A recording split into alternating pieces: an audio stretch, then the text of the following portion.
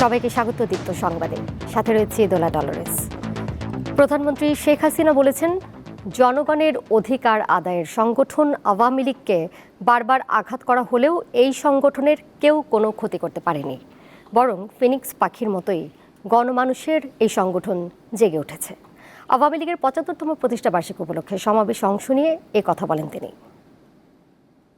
যে সকল নেতারা ভুল করেছিলেন, তারা ভুলে গিয়েছিলেন, তারা আলোকিত এই আওয়ামী লীগের নেতৃত্বে ছিলেন বলেই এখান থেকে চলে যাবার পর ওই তারা আর জ্বলে নাই, তারা আস্তে আস্তে নিবু কেউ কিছু মিটেই গেছে, কেউ ভুল বুঝে হয়তো ফেরত এসেছে, আমরা নিয়েছি।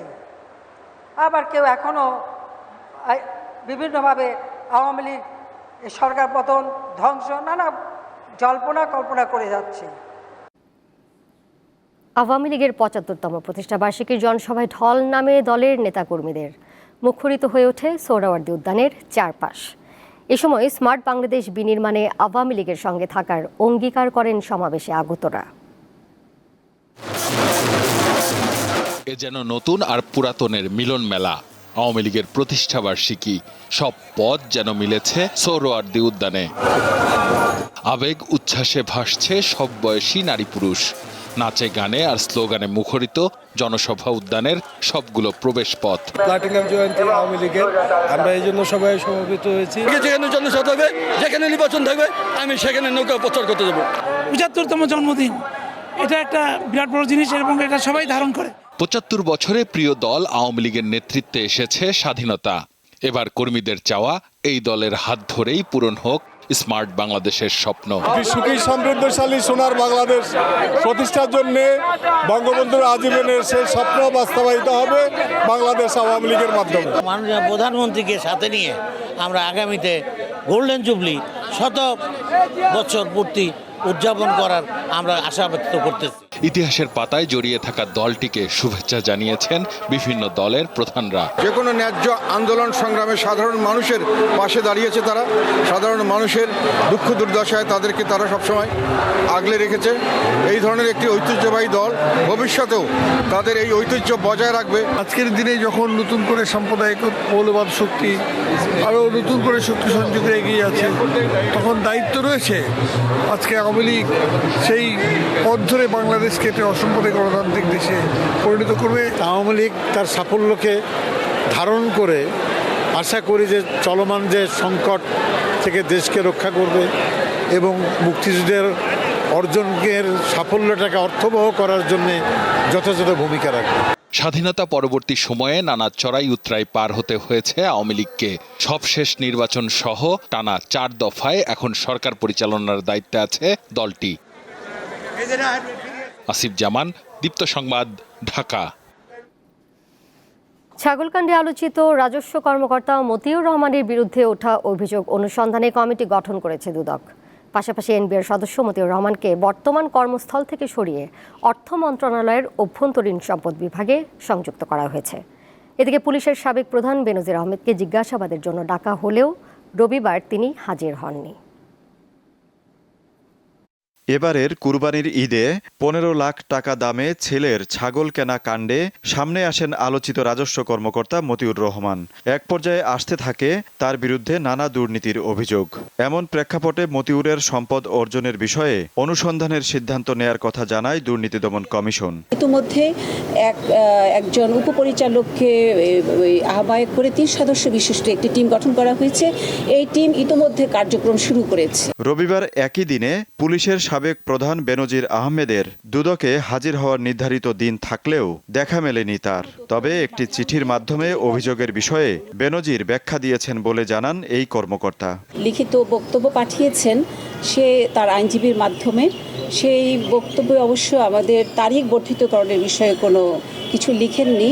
সেখানে মেইনলি তার এবং তার স্ত্রী কন্যাদের দুর্নীতির মাধ্যমে সম্পদ অর্জন করার সংক্রান্ত বিষয়ে তার অবস্থানটা আসলে বর্ণনা করেছেন। সাম্প্রতিক সময়ে আরেক সাবেক পুলিশ কর্মকর্তা আসাদুজ্জামান মিয়ার বিরুদ্ধে দুর্নীতির খবর প্রকাশিত হলেও বিষয়টি এখনও কমিশন সভায় উপস্থাপিত হয়নি বলেও জানান দুদক সচিব। কমিশন সভায় উপস্থাপিত হয়নি।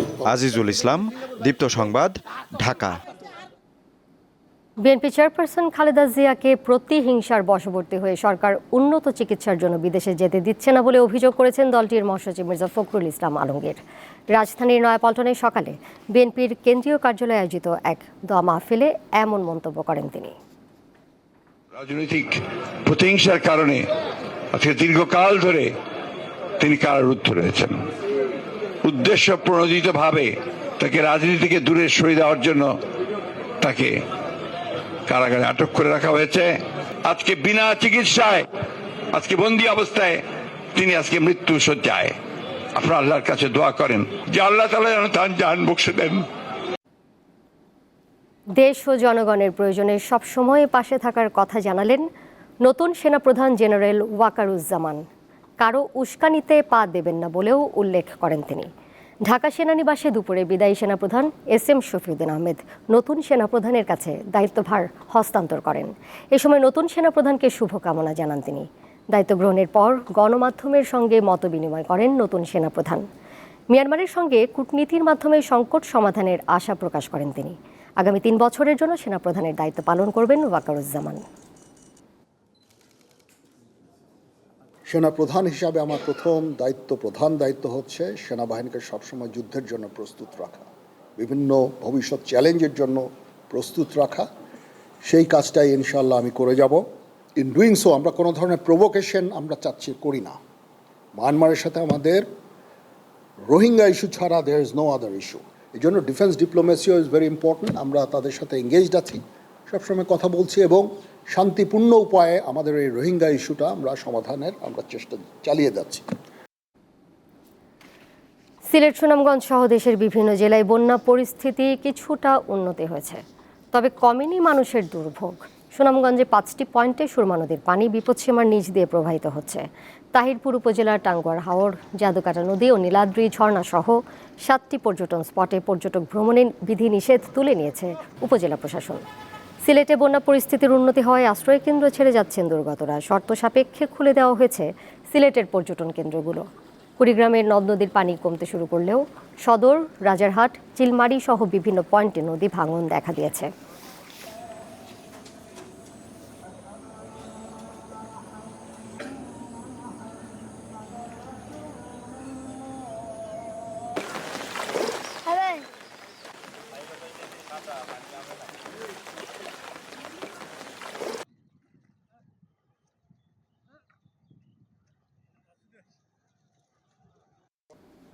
এই ছিল এখনকার মতো। পরের সংবাদ রাত 11টায় দেখার আমন্ত্রণ রইল। এছাড়া আরও তথ্য এবং বিনোদনের নানা খবরাখবর জানতে যুক্ত থাকুন দীপ্ত ডিজিটাল প্ল্যাটফর্মগুলোতে। সবাইকে ধন্যবাদ।